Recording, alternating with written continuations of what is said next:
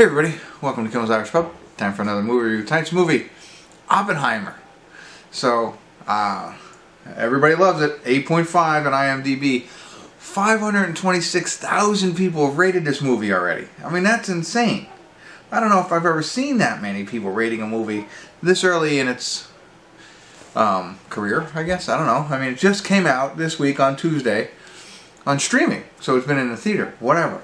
I mean, it has a great cast with Cillian Murphy, Emily Blunt, Matt Damon is in it. And then there's a whole bunch of other people, too, that are like, you know, I reckon, well, Robert Downey Jr., Eldon Endrich is in it, Scott Grimes, there's people I know, Jason Clarke, we all know, right? So there's, and I think I saw other people that I might have recognized, I don't know.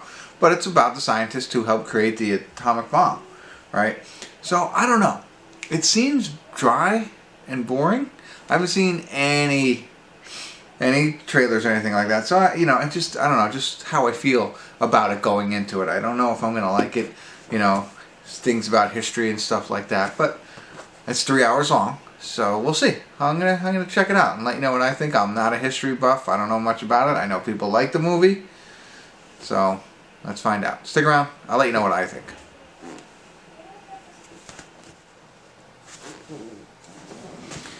Hey everybody, we're at the credits of Oppenheimer, and boy was I wrong. I think I said with a little apprehension when I started this movie that I'm not sure I'm going to like it, right? Very, history-based kind of movie, stuff that I think people who are well-read probably enjoyed a lot more of that kind of stuff. I'm floored how great this movie was. Not without its flaws that I'll say particular to me, and we'll get to that. But I really thought, I talk a lot about being on my phone. And to be honest, I watched the first half of the film. I didn't touch my phone at all. Now the second half of the film, I did a little bit, but it was for purposes of the movie. Albert Einstein is referenced in this movie. There's somebody who plays Albert Einstein, which just blew my mind. That I was like, okay. I always think of, Albert Einstein as way long, and it was. I get it, but he died in 1955. Like, my parents were alive when he died. I didn't realize that. I never made that connection. But, he has a big role in this, or I think somewhat of a role.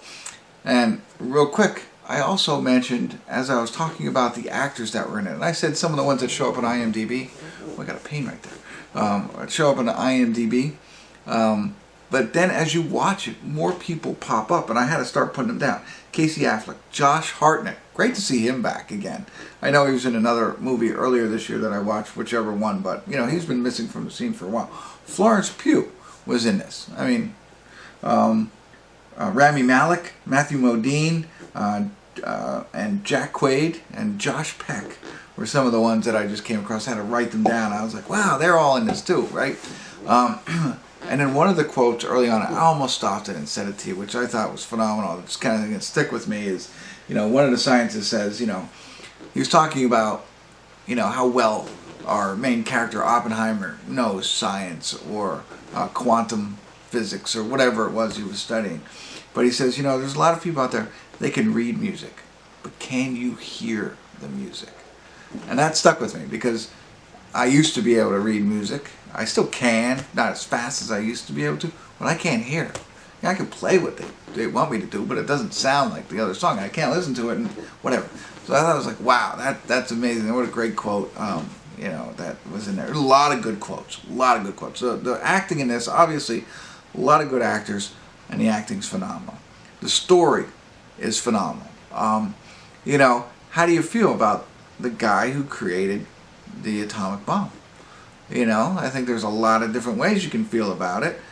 Just that piece alone. But then knowing the rest of the character, and of course we don't know what's true, what's not true, but you're left to judge.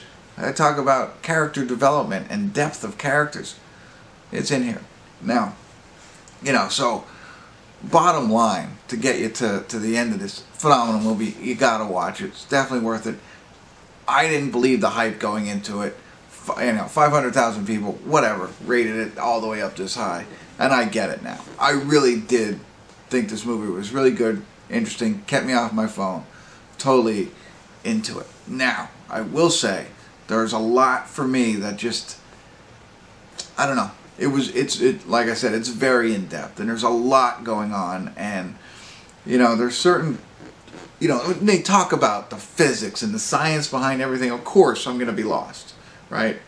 A lot of it I understood, but a lot of it I didn't, and I knew that. But then there's a lot of this other stuff. There's a lot of other characters in this movie that are referenced in a significant point that I don't know. And I just, I was just like, I don't understand the ins and outs of all that. I think it's a multiple watch movie.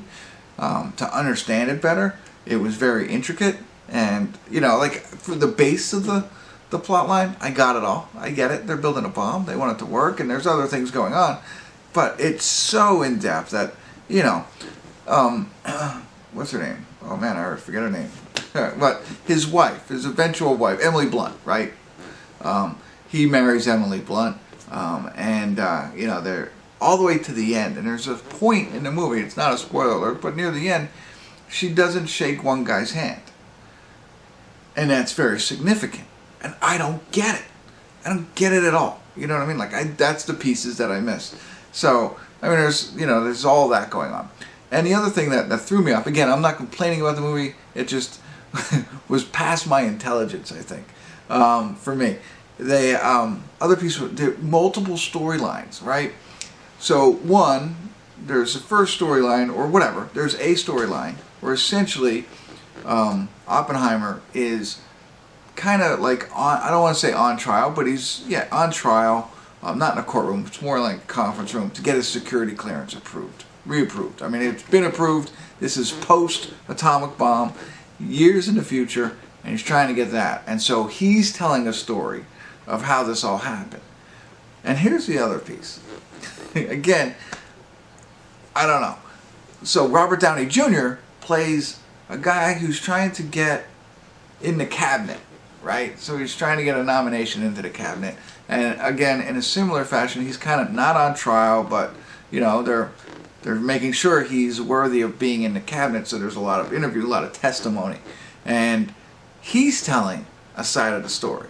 So there's multiple stories going on about the same thing. It's not, so flashbacks and jumping around a lot, that didn't help me keep it all connected, to be honest. So hard to follow for somebody like me. And so just, I'm sure. But I think if you watch it multiple times, it becomes easier. But it is a 3-hour movie. Worth it. Worth the 3 hours. Don't get me wrong, but it's hard. It was hard for me to keep it all aligned. I'd love to know more. But I'm not the kind of guy who's going to read it. I need a follow-up. I need the okay, this is what everything meant kind of thing. But, so the two storylines, and then, the fact of, like, not really putting it all together for me, it threw it off a little bit. But I had something else in there, too, about the Robert Downey Jr. thing. Oh, and I don't even really, truly get the connection, the ultimate connection of everything. But I think what the connection was, Robert Downey Jr. hired Oppenheimer, and then from there he started building the A-bomb. But it doesn't seem as they're so connected throughout the whole thing. He's more into Matt Damon and the military. I don't know. Again, there's a lot to unpack, and I'm sure it makes sense. And I don't think that, like, it feels to me like there's gaping holes, but I think it's all there, and I just messed up and missed it all. So, good stuff. Very, very pleasantly surprised in a movie I didn't think I'd like. I thought I'd be bored with it. I didn't think it would interest me, but it certainly did, and I know nothing about any of this. I knew there was an atomic bomb. Obviously somebody built it, and it was a long time ago. That's what I knew coming into it. Now it's like, wow. And you think about these kinds of people too. Like, I mean, the real people, the real Oppenheimers, and, all the other people, all the other sense, like, how brilliant they are. Like, and here I am, I can't even watch a movie about them. I can't figure it out.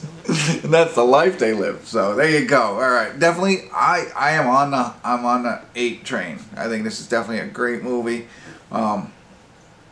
Because I know it's all there, and I just the things that I don't like about it is the things I didn't get. But I know it's there. It just didn't.